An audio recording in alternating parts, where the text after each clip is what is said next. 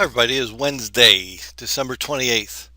And sort of just like I talked about yesterday, is that I'm not going to say don't take anything that's going here seriously. I don't mean that. It maybe not be a good way to say that, but um, yeah, it's a down day. Yeah, I don't like the action if you're a bull. I don't like that there was a lot of volume compared to the last couple of days on this down move.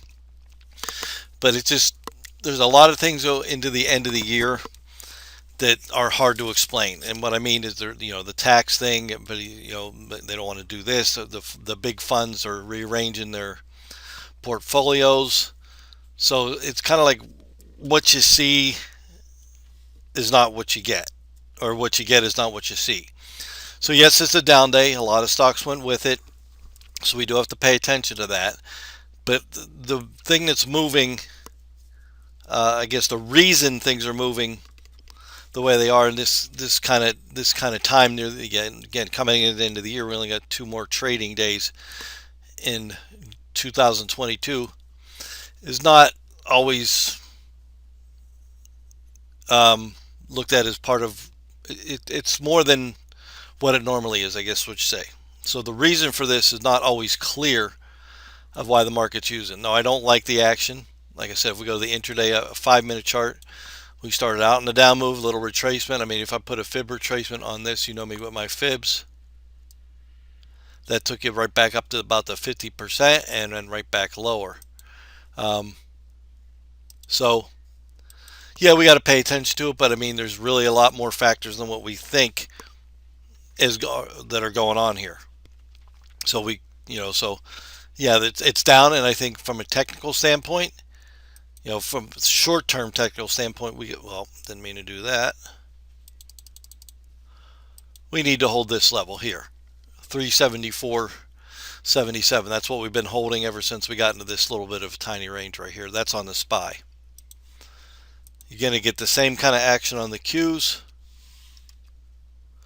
Um, Got to watch that 254.26 now, real close.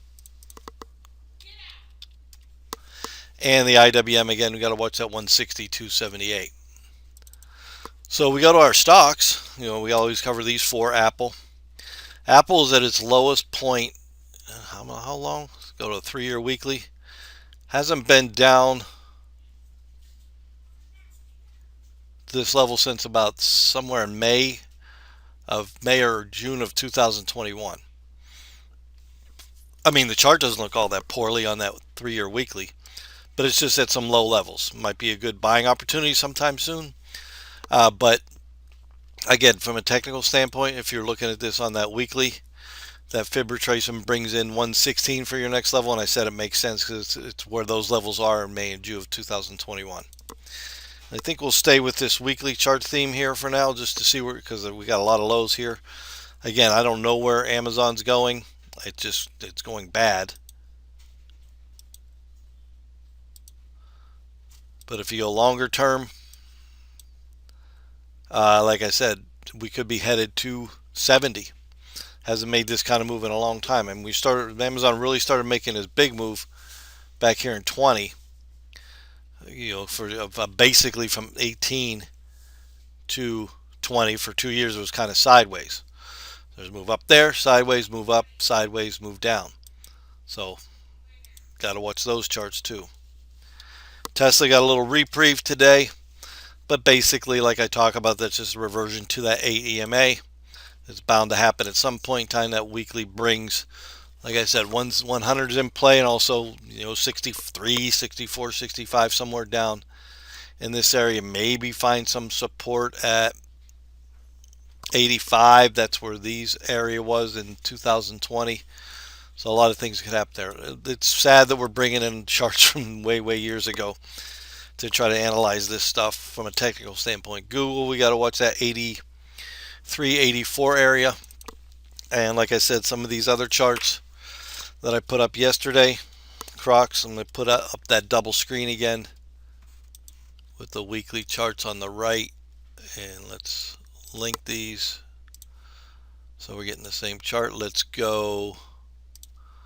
Just going to keep it 3-year weekly and 9 months to zoom in. So obviously that breakout from Crocs wasn't something that everybody loved because it just didn't continue. So that's why you got to watch these breakouts.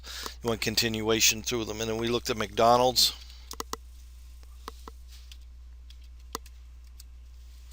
Remember, I like that weekly chart. It's really having trouble holding that level I talked about yesterday, 266, 265. So it really starts breaking below here. We're going to get back above there to get bullish. Where could it run to? It could run down to maybe 258, so call it 260. And then CVX. Again, I like that chart. Like I said, you're either at that 50, near that 50%, 165, somewhere around there, or you want it to break out over that 189. Marathon Petroleum as well. Remember, these are the charts that are doing the best, but again, you see they're back and forth. Again, same with the 50% around 108. And then again, the weekly chart on the right shows you why I like the action. It's just holding up when everything else is not. Then you got Alta. Again, good looking chart over the past couple years, even especially the last year when nothing else was really good. Again, 50% around 428, looking for a breakout over 483. And then GIS, General Mills, again really pulling back today hard. So what's that? Got that. Basically, we got the gap fill kind of on that move from the earnings report. So people getting out. The psychological aspect behind that is anybody that was stuck in there, bought it for the earnings report and got knocked around. They said, I'm just getting out at this gap fill. Doesn't mean it's dead. You got to watch that 50% at 82. And again, I like the weekly chart because it's moving up. What else was moving today? Let's keep these two charts aside. So not a whole lot of stuff in green. Tesla, we saw lift. Is just a bad chart, and I think I don't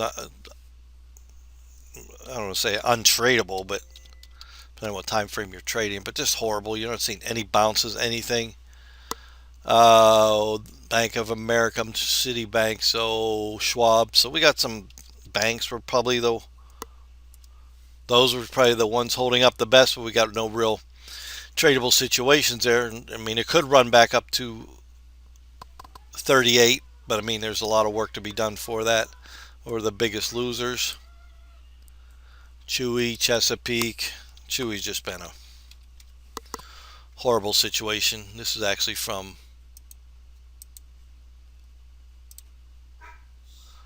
February of 21, so not doing anything there. Apple's one of the big ones. Netflix. Again, not a whole lot was obviously positive today because of the way the market reacted, but again, you got to take this with a grain of salt. There's reasons, more reasons in the technicals and what we would normally think would be the reason for going down anytime this week, or a reason for going up.